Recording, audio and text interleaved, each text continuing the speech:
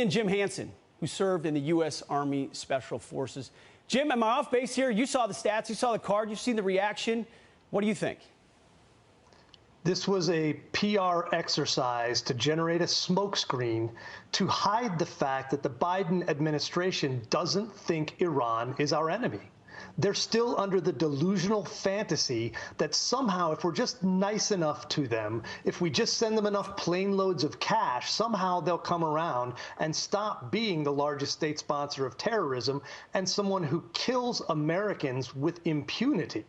I think this is a disgraceful answer to what was an act of war by Iran and not their first against us. No doubt. I mean, Jim, they've been in war with us since 1979. I mean, they've been at war with us in Iraq. How many of our troops, hundreds of our troops, guys we served with, were killed by Iranian-made bombs? I mean, we know Iran is at war with us. That's no doubt.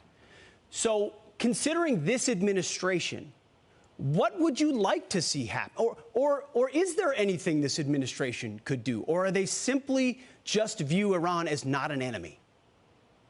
You know, I remember not too long ago when there were some Iranian militias running rampant, and all of a sudden President Trump turned Qasem Soleimani back into his component molecules, and things got quiet for a while.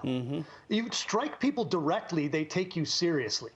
And there was this ridiculous report today out where U.S. intelligence believes that Iran doesn't actually control these militias.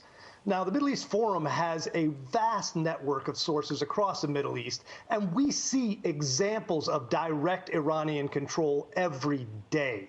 So they are running this. They are controlling this. I imagine it might have been a Kataib Hezbollah guy who pushed the button on that drone, but there was an Iranian Quds Force guy standing behind him, making sure he didn't screw it up. No doubt. Jim, you know, you're a Green Beret. You were involved in direct operations. How often did you wait 6 days? And if you did wait 6 days, what impact did it have on the target you were hoping to acquire?